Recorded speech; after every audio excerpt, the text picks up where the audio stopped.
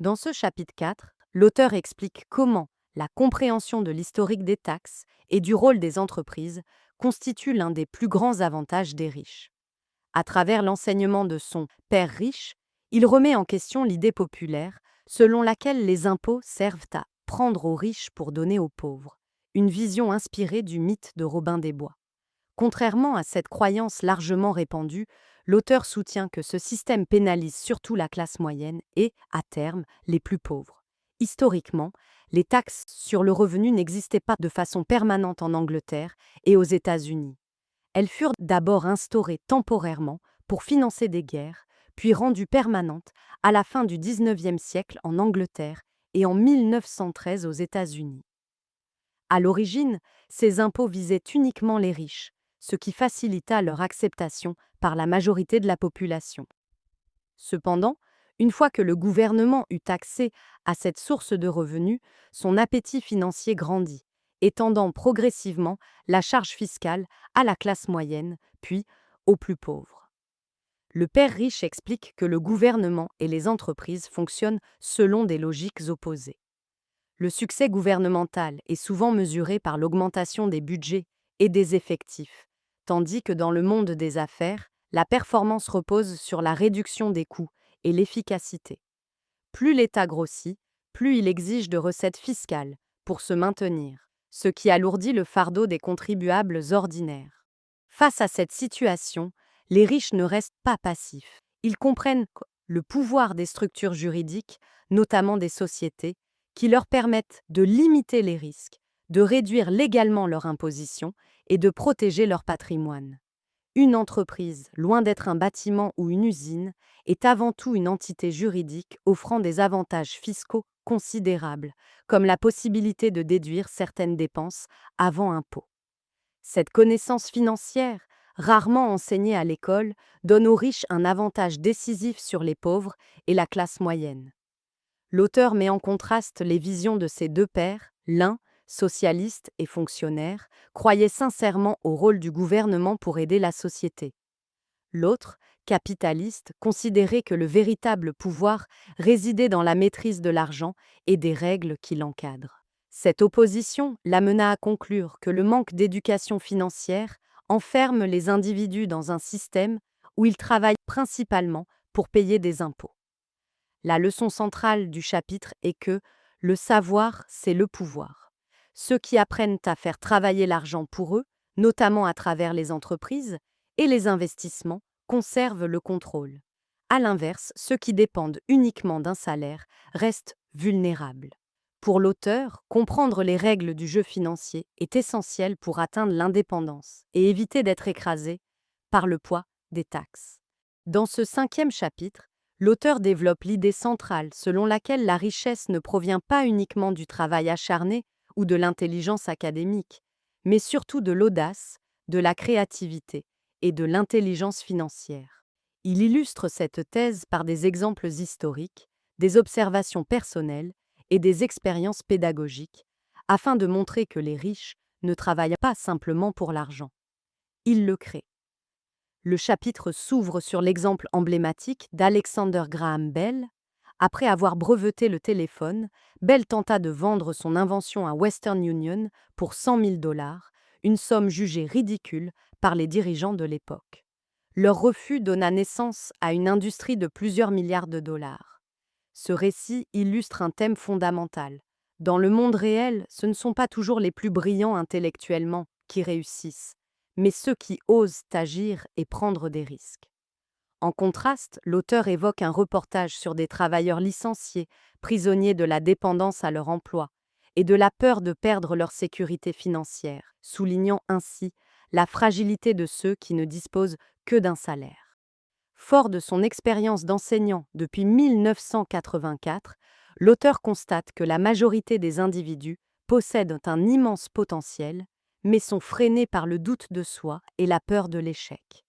Ce ne sont pas tant les lacunes techniques qui empêchent les gens d'avancer, mais le manque de confiance et de courage. Dans la vraie vie, les diplômes et les bonnes notes comptent moins que des qualités comme l'audace, la ténacité, la créativité et la capacité à agir malgré la peur.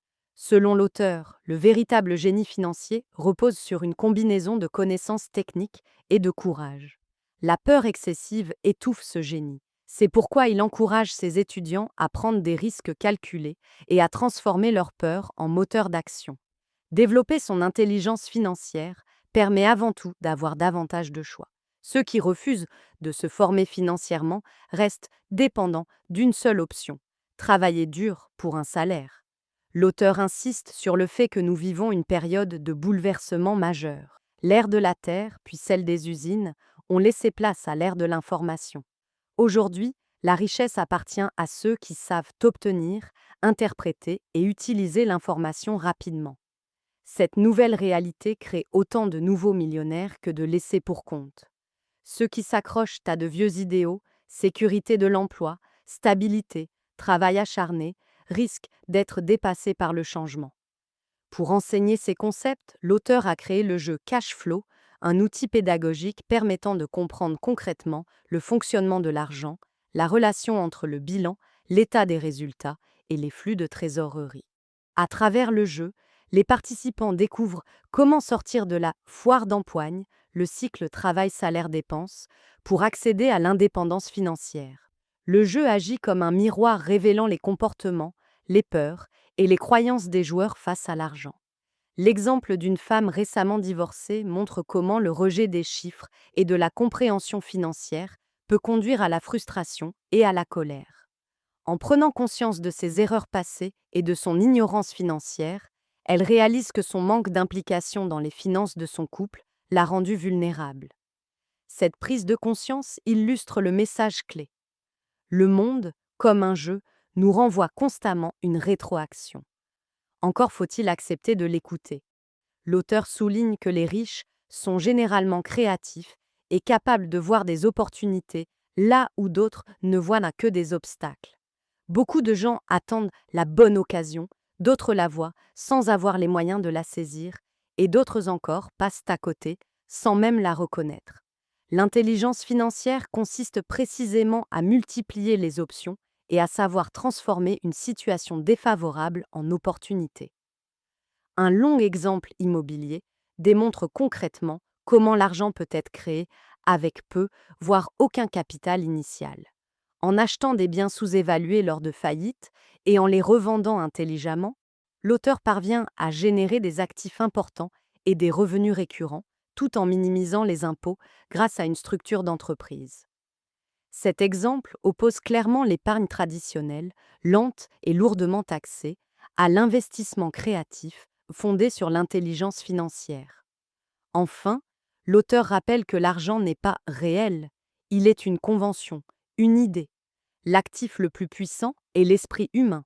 Un esprit entraîné peut produire des richesses immenses, tandis qu'un esprit non formé peut engendrer la pauvreté sur plusieurs générations. Développer son intelligence financière permet non seulement de gagner de l'argent plus rapidement, mais aussi de participer activement à une époque passionnante où la richesse se crée avant tout par les idées, les ententes et la créativité. Le chapitre se conclut sur les 4 piliers de l'intelligence financière: la comptabilité, l'investissement, la compréhension des marchés et la connaissance de la loi. C'est la maîtrise de cet ensemble qui permet aux riches d'engendrer l'argent, plutôt que de travailler toute leur vie pour le gagner. Dans ce chapitre 6, l'auteur oppose 2 visions du travail et de la réussite incarnées par ses 2 pères. Son père instruit valorisait avant tout la sécurité de l'emploi, la spécialisation et le salaire stable. À l'inverse, son père riche considérait que l'apprentissage, l'acquisition de compétences variées et la compréhension des systèmes économiques étaient bien plus importants que l'argent à court terme. Cette divergence constitue le cœur de la 6e leçon. L'auteur illustre cette idée par l'histoire d'une jeune journaliste talentueuse rencontrée à Singapour qui rêvait de devenir une auteure à succès. Malgré ses compétences remarquables en écriture, elle stagnait professionnellement. Lorsqu'il lui suggéra d'apprendre la vente et le marketing, elle se sentit offensée, percevant ces disciplines comme inférieures et incompatibles avec son statut intellectuel. L'auteur lui fit alors comprendre que son succès ne venait pas uniquement de son écriture, mais de sa capacité à vendre ses livres. Cette anecdote sert à démontrer que le talent seul ne suffit pas. Sans compétences en vente, marketing et communication, même les plus brillants restent financièrement limités. L'auteur observe que le monde regorge de personnes intelligentes, diplômées et compétentes qui gagnent peu d'argent. Selon lui, une seule compétence supplémentaire, souvent la vente ou le marketing, peut faire croître les revenus de façon exponentielle. Il explique que l'intelligence financière repose sur la synergie de plusieurs domaines: la comptabilité, l'investissement, le marketing et le droit. Or, la plupart des gens ne maîtrisent qu'une seule chose: travailler dur. À travers son propre parcours, l'auteur montre qu'il a volontairement quitté des emplois sûrs et bien rémunérés pour apprendre. Il a travaillé dans différents secteurs, rejoint les Marines pour développer son leadership, puis intégré Xerox, non pour le salaire, mais pour vaincre sa peur de vendre. Cette expérience fut déterminante, car la vente est selon lui la compétence clé de toute réussite personnelle et professionnelle. Le chapitre critique fortement la spécialisation excessive encouragée par le système scolaire. Plus une personne devient spécialisée, plus elle devient dépendante et vulnérable. Lorsqu'une industrie change ou qu'un emploi disparaît, les compétences très spécifiques se transfèrent bec mal. C'est pourquoi les spécialistes ont souvent besoin de syndicats pour se protéger. À l'inverse, les riches forment leurs enfants à comprendre l'ensemble des systèmes commerciaux en les exposant à différents domaines. L'auteur utilise l'exemple de McDonald's pour illustrer cette idée. Beaucoup de gens savent faire un meilleur hamburger, mais McDonald's gagne plus d'argent grâce à ses systèmes, son marketing et sa capacité à vendre. Le problème des gens talentueux mais pauvres est qu'ils se concentrent sur la qualité du produit plutôt que sur sa commercialisation. En conclusion, l'auteur recommande de choisir ses emplois en fonction de ce qu'ils enseignent et non de ce qu'ils rapportent immédiatement. Travailler pour apprendre, développer des compétences transférables et adopter une vision à long terme permet d'échapper au piège du hamster dans sa roue, condamné à travailler toute sa vie pour payer ses factures. Selon lui, l'éducation continue et l'apprentissage de nouvelles compétences valent bien plus que l'argent.